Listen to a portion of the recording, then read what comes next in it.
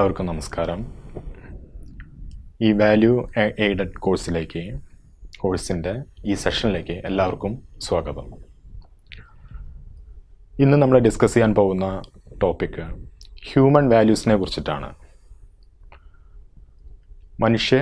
മനുഷ്യൻ്റെ മൂല്യങ്ങളെ കുറിച്ചിട്ടാണ് നമ്മളിന്ന് സംസാരിക്കുന്നത്. നമ്മൾ ആക്ച്വലി എല്ലാ ഇൻഡിവിജ്വൽസും യുണീക്കാണ്. എല്ലാവർക്കും പലതരത്തിലുള്ള മൂല്യങ്ങൾ ചേർത്തുകൊണ്ടാണ് അവർ ജീവിക്കുന്നത്, എല്ലാവരും. അപ്പം അതുകൊണ്ട് തന്നെ ഓരോ വ്യക്തിക്കും ഓരോ തരത്തിലുള്ള മൂല്യങ്ങളായിരിക്കും ഉണ്ടായിരിക്കുന്നത്. ഓക്കെ, ഒരാൾ ചേർത്ത് പിടിക്കുന്ന മൂല്യങ്ങൾ മറ്റൊരാളുടെ മൂല്യങ്ങളുമായി ധാരാളം വ്യത്യാസം ഉണ്ടായിരിക്കും. ഇവിടെ നമ്മൾ കുറച്ച് മൂല്യങ്ങളെ കുറിച്ചിട്ട്, ഹ്യൂമൻ വാല്യൂസിനെ കുറിച്ചിട്ടാണ് നമ്മളിവിടെ ഡിസ്കസ് ചെയ്യുന്നത്. ഈ നമ്മൾ ചേർത്ത് പിടിക്കുന്ന ഓരോ മൂല്യങ്ങളും നമ്മുടെ വിശ്വാസമായിട്ട് ഒരുപാട് ബന്ധപ്പെട്ടിട്ടാണ് ഇരിക്കുന്നത്, നമ്മുടെ വിശ്വാസങ്ങളുമായിട്ട്.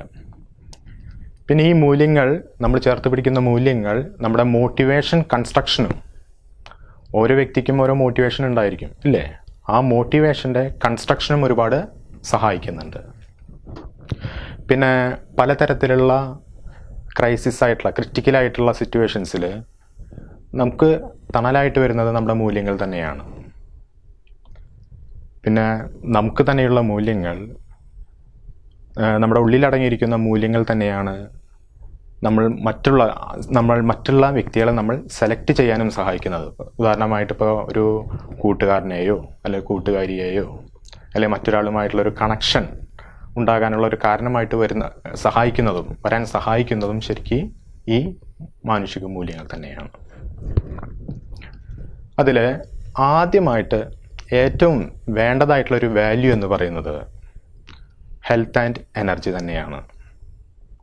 അതായത് നമ്മുടെ ആരോഗ്യവും അതുപോലെ തന്നെ അതിൽ നിന്ന് കിട്ടുന്ന ഊർജവും.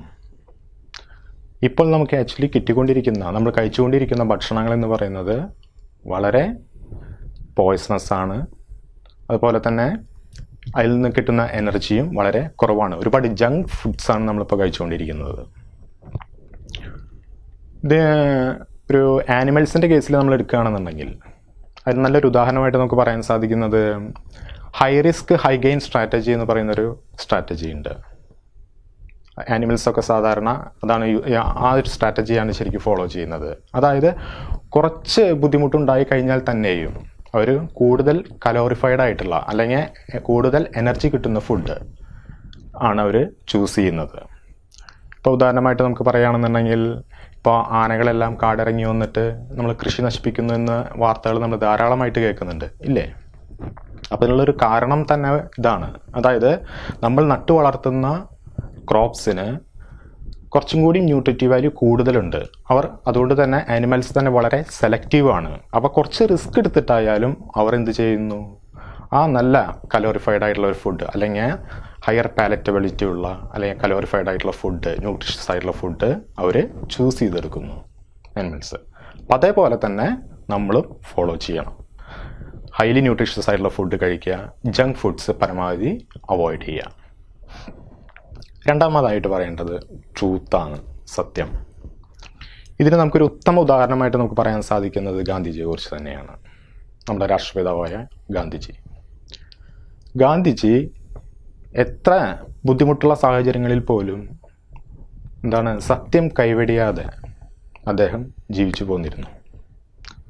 ഇത് നമ്മളും ചെറുപ്പം മുതലേ നമുക്ക് പറഞ്ഞു തരുന്ന കാര്യങ്ങളാണ് അധ്യാപകർ.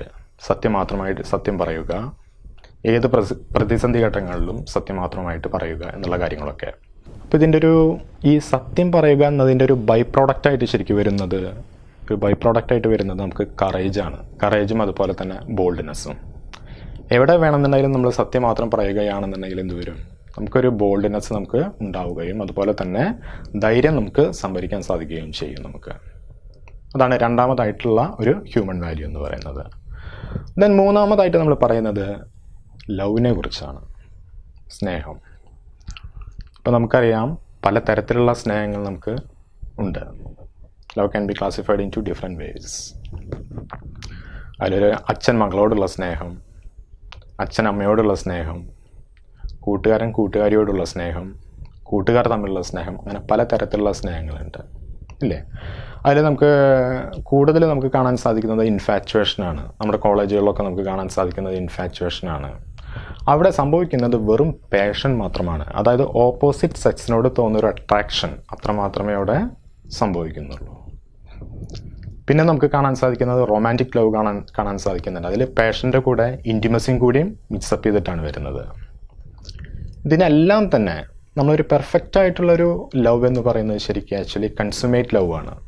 കൺസുമേറ്റ് ലവിൽ ശരിക്കും ഇൻറ്റിമസി വരുന്നുണ്ട്, പാഷൻ വരുന്നുണ്ട്, അതുപോലെ തന്നെ കമ്മിറ്റ്മെൻറ്റും വരുന്നുണ്ട്. ഇത് മൂന്നും കൂടി ചേർന്ന് നമുക്ക് കാണാൻ സാധിക്കുന്നത് ദമ്പതികളിലാണ്. ശരിക്കും കപ്പിൾസിൽ നമുക്ക് കാണാൻ സാധിക്കുന്ന സ്നേഹം. പിന്നെ ഒരു എംപ്റ്റി ലവ് എന്ന് പറയുന്നൊരു കാറ്റഗറി ഉണ്ട്. എംപ്റ്റി ലവ് എന്ന് പറഞ്ഞു കഴിഞ്ഞാൽ എന്താണ്, കമ്മിറ്റ്മെൻറ്റ് മാത്രമേ ഉള്ളൂ, വേറെ ഒന്നും നമുക്കതിൽ കാണാൻ സാധിക്കില്ല. ഓക്കെ. ദെൻ അടുത്തത് ഗ്രാറ്റിറ്റ്യൂഡ് ആൻഡ് അപ്രീസിയേഷൻ. കൃതജ്ഞതയും അതുപോലെ തന്നെ അപ്രീസിയേഷനും. നമുക്ക് ആരെങ്കിലും നമ്മളോട് എന്തെങ്കിലും പറയുകയാണെന്നുണ്ടെങ്കിൽ, നമുക്ക് ചെയ്തു തരികയാണെന്നുണ്ടെങ്കിൽ നമ്മൾ നന്ദിയുള്ളവരാക്കുക. ആ ഒരു നന്ദി നമുക്ക് പറയാൻ സാധിക്കണം അവരുടെ അടുത്ത്. അതുപോലെ തന്നെ എന്തെങ്കിലും ഒരു കാര്യം ഒരു വ്യക്തി എന്തെങ്കിലും ചെയ്യുകയാണെന്നുണ്ടെങ്കിൽ, അത് നല്ലൊരു നിലയിലേക്ക് എത്തുകയാണെന്നുണ്ടെങ്കിൽ ആ വ്യക്തിയെ നമ്മൾ അപ്രീഷിയേറ്റ് ചെയ്യാനും നമ്മൾ മറക്കരുത്. ഈ രണ്ട് ഗുണങ്ങളും അത്യന്താപേക്ഷിതമായ കാര്യങ്ങളാണ് നമ്മുടെ ജീവിതത്തിൽ. ദെൻ ഫിഫ്ത്ത് വണ്ണായിട്ട് പറയുന്നത് പേഷ്യൻസ്, ക്ഷമ. ഇപ്പോൾ ഈ ഫാസ്റ്റായിട്ടുള്ള വേൾഡിൽ തീരെ ഇല്ലാത്തത് ഒരു കാര്യമായിട്ടാണ് നമുക്ക് കാണാൻ സാധിക്കുന്നത്. പേഷ്യൻസ്, ക്ഷമ. ഇപ്പോൾ പല ഘട്ടങ്ങളിലും ക്ഷമ നമുക്ക് വളരെ ആവശ്യമായ ഒരു കമ്പോണൻ്റായിട്ട് വരും ശരിക്കും ക്ഷമ എന്ന് പറയുന്നത്. Then next one giving. എന്ത് കിട്ടിയാലും നമുക്ക് കൊടുക്കുക എന്നുള്ളൊരു, പണ്ട് ജോയിൻറ്റ് ഫാമിലിയിലൊക്കെ ധാരാളം മെമ്പേഴ്സ് ഉണ്ടായിരുന്നു അല്ലേ. ഗ്രാൻഡ് പാരൻസ് ഉണ്ടായിരിക്കും, അതുപോലെ തന്നെ നമ്മുടെ പാരൻസ് ഉണ്ടായിരിക്കും, പിന്നെ അവരുടെ മക്കളുണ്ടായിരിക്കും, നമ്മുടെ മുത്തശ്ശിമാർ, പിന്നെ കസിൻ സിസ്റ്റേഴ്സ്, അങ്ങനെ ഒരുപാട് മെമ്പേഴ്സ് ഉണ്ടായിരിക്കും നമ്മുടെ ഫാമിലിയിൽ. അപ്പോൾ ഒരു കൊടുക്കാൻ ഉള്ളൊരു ടെൻഡൻസി നമുക്ക് അങ്ങനെ ജോയിൻറ്റ് ഫാമിലിയിൽ വന്നിട്ടുള്ള കുട്ടികൾക്കൊക്കെ സാധാരണ കൂടുതലായിട്ട് കാണാൻ സാധിക്കുന്നുണ്ട്. പക്ഷേ നേരെ മറിച്ച് ഇപ്പോൾ നമുക്ക് കാണാൻ സാധിക്കുന്നത് കംപ്ലീറ്റ് ന്യൂക്ലിയർ ഫാമിലിയാണ്. ന്യൂക്ലിയർ ഫാമിലിയിൽ നമുക്ക് ഇത്തരത്തിലുള്ള ഒരു, കാരണം അച്ഛനമ്മയും സമ്പാദിക്കുന്നത് കംപ്ലീറ്റ് മക്കൾക്ക് വേണ്ടിയിട്ടാണ് അല്ലേ. അപ്പോൾ ഈ മക്കൾക്ക് എന്താണ് ആവശ്യം പോലെ അവർ പറയുന്ന സാധനങ്ങളെല്ലാം ലഭിക്കുകയും അവർ ചെറിയൊരു ഭാഗത്ത് അവർ ഒതുങ്ങിക്കൂടുകയും ചെയ്യുന്നത്. ഇപ്പോൾ ഒരു ഫ്ലാറ്റിലെ ജീവിതം തന്നെ നമുക്ക് നോക്കാം അല്ലേ. ഒരു ഫ്ലാറ്റിൽ തൊട്ടപ്പുറത്തെ ഫ്ലാറ്റിലുള്ള ഒരാളായിട്ടുള്ള ഒരു സമ്പർക്കം അവിടെ വരുന്നില്ല ശരിക്കും. അങ്ങനെ. ദെൻ നെക്സ്റ്റ് ഗ്രോത്ത് എന്ന് പറയുന്നത് ശരിക്കും നമ്മുടെ ശാരീരികമായിട്ടുള്ളൊരു വളർച്ചയല്ല, ഒരു മാനസികമായിട്ടുള്ളൊരു വളർച്ചയാണ് അവിടെ ഉദ്ദേശിക്കുന്നത്. ഓൺലി ത്രൂ എക്സ്പീരിയൻസ് വഴിയുള്ള ഒരു ഗ്രോത്ത്, അതും വളരെ അത്യന്താപേക്ഷിതമായ കാര്യമാണ്. Next one piece. ഇപ്പോൾ ഒരു ഫാസ്റ്റായിട്ടുള്ളൊരു ലൈഫാണ് ഇപ്പോൾ എല്ലാവരുടെയും അല്ലേ. അപ്പം അതുകൊണ്ട് തന്നെ പല കാര്യങ്ങളിലും നമ്മൾ എൻഗേജ്ഡ് ആയിട്ട് വരുന്നുണ്ട്. നമുക്ക് കുറച്ച് നേരം മനസ്സിനൊരു വിശ്രമം കൊടുക്കുക എന്ന് പറയുന്നത് വളരെ വിരളമാണ്. അപ്പോൾ അതുകൊണ്ട് തന്നെ അതിനെ പ്രാധാന്യം കൊടുത്തുകൊണ്ട് തന്നെ, ഈ പീസ് എന്ന ഒരു വാല്യൂവിന് പ്രാധാന്യം കൊടുത്തുകൊണ്ട് തന്നെ പല ഇൻസ്റ്റിറ്റ്യൂഷൻസും മെഡിറ്റേഷൻ കോഴ്സുകൾ ആരംഭിച്ചിട്ടുണ്ട്. മനുഷ്യരെല്ലാവരും തന്നെ ഈ പണത്തിന് പുറകെയുള്ളൊരു നെട്ടോട്ടത്തിലാണ് എല്ലാവരും. അപ്പോൾ ഒരു സമാധാനം കണ്ടെത്താൻ ആർക്കും സാധിക്കുന്നില്ല. നമ്മൾ എന്തൊക്കെ തന്നെ സമ്പാദിച്ചു കഴിഞ്ഞാൽ തന്നെയും നമുക്ക് പീസ്ഫുള്ളായിട്ടുള്ളൊരു മൈൻഡ് ഇല്ല എങ്കിൽ നമുക്ക് ജീവിതം മുന്നോട്ട് കൊണ്ടുപോകാൻ വളരെ അസാധ്യമാണ്. അതുകൊണ്ട് തന്നെ പീസിന് വളരെ ഇമ്പോർട്ടൻ്റ് ആണ് ഇന്നത്തെ കാലഘട്ടത്തിൽ. നെക്സ്റ്റ് വൺ പറയുന്നത് ഫാമിലി, ഫ്രണ്ട്ഷിപ്പ് ആൻഡ് കണക്ഷൻ. ഞാൻ നേരത്തെ പറഞ്ഞിരുന്നു, പണ്ട് കാലങ്ങളിലൊക്കെ ജോയിൻറ്റ് ഫാമിലി ആയിരുന്നു. ഇപ്പോൾ ഇപ്പോഴത്തെ കാലഘട്ടങ്ങളിലത്തെ ഒരു പാറ്റേൺ എന്ന് പറയുന്നത് ന്യൂക്ലിയർ ഫാമിലിയിലേക്ക് അത് മാറി. പണ്ട് ജോയിൻറ്റ് ഫാമിലിയിൽ തന്നെ കുട്ടികൾക്ക് എന്തെങ്കിലും തരത്തിലുള്ള തെറ്റുകൾ പറ്റിക്കഴിഞ്ഞാൽ അത് അച്ഛനമ്മമാരത് തിരുത്തുകയും അച്ഛനമ്മമാർക്ക് എന്തെങ്കിലും വല്ല തെറ്റ് പറ്റി കഴിഞ്ഞാൽ അത് ഗ്രാൻഡ് പാരൻസ് തിരുത്തുകയും ചെയ്യുന്നൊരു അവസ്ഥ ഉണ്ടായിരുന്നു നമുക്ക്. പക്ഷേ ഇപ്പോൾ ആ ഒരു ആറ്റിറ്റ്യൂഡ് അല്ലെങ്കിൽ ആ ഒരു അവസ്ഥ കാണുന്നില്ല നമുക്ക്. ഇപ്പോൾ വളരെ വേഗം തന്നെ എന്താണ് ന്യൂക്ലിയർ ഫാമിലിയിലേക്ക് പോയിക്കൊണ്ടിരിക്കുകയാണ്. ഒരു ചെറിയൊരു കുടുംബം, അപ്പോൾ ആ കുടുംബത്തിൽ തന്നെ വളരെ സാറ്റിസ്ഫൈഡ് ആയിട്ട് കുട്ടികൾ പോയിക്കൊണ്ടിരിക്കുകയാണ്. ഇനി ഫ്രണ്ട്ഷിപ്പ്. ആ ഫ്രണ്ട്ഷിപ്പ് വളരെ ഇമ്പോർട്ടൻ്റ് ആയിട്ടുള്ളൊരു കാര്യമാണ്. കാരണം ഫ്രണ്ട്ഷിപ്പ് ഇപ്പോൾ പല കാര്യങ്ങളും നമുക്ക് അച്ഛനമ്മമാരോട് പാരൻസിനോട് ചോദിക്കാൻ പറ്റാത്ത പല കാര്യങ്ങളുണ്ട്. എസ്പെഷ്യലി ഇപ്പോൾ നമ്മൾ ടീനേജിൽ എത്തിക്കഴിഞ്ഞാൽ എല്ലാ കാര്യങ്ങളും നമുക്ക് പാരൻസിനോട് ചോദിക്കാൻ സാധിക്കില്ല. എസ്പെഷ്യലി സെക്കൻഡറി സെക്ഷൽ ക്യാരക്ടറിസ്റ്റിക്സിനെ കുറിച്ചൊന്നും നമുക്ക് പറയാൻ സാധിക്കില്ല. പാരൻസിനോട് ചോദിച്ചു കഴിഞ്ഞാൽ ഒന്നും നമുക്കത് അതൊന്നും അപ്ലിക്കബിൾ അല്ല. അപ്പോൾ അങ്ങനെയുള്ള കാര്യങ്ങളൊക്കെ ഒരുപാട് ഈ ഫ്രണ്ട്സ് മുഖാന്തരമാണ് നമുക്ക് മനസ്സിലാക്കാൻ സാധിക്കുന്നത്. അപ്പോൾ ഫ്രണ്ട്സിനെ ചൂസ് ചെയ്യുമ്പോഴും നമ്മൾ വളരെയധികം ശ്രദ്ധിക്കേണ്ടതായിട്ടുണ്ട്. നെക്സ്റ്റ് വൺ, ഹാപ്പിനെസ്, സന്തോഷം. പല വ്യക്തികൾക്കും പല കാര്യങ്ങളോടാണ് സന്തോഷം തോന്നുന്നത്. ഇതിന് നിങ്ങളോടൊരു ഉദാഹരണമായിട്ട് എനിക്ക് പറയാൻ സാധിക്കുന്നത്, ഒരു ഫേസ്ബുക്കിലൊരു മെസ്സേജ് കണ്ടതാണ്. ഫേസ്ബുക്കിൽ വന്നിട്ടുള്ളൊരു മെസ്സേജാണ്.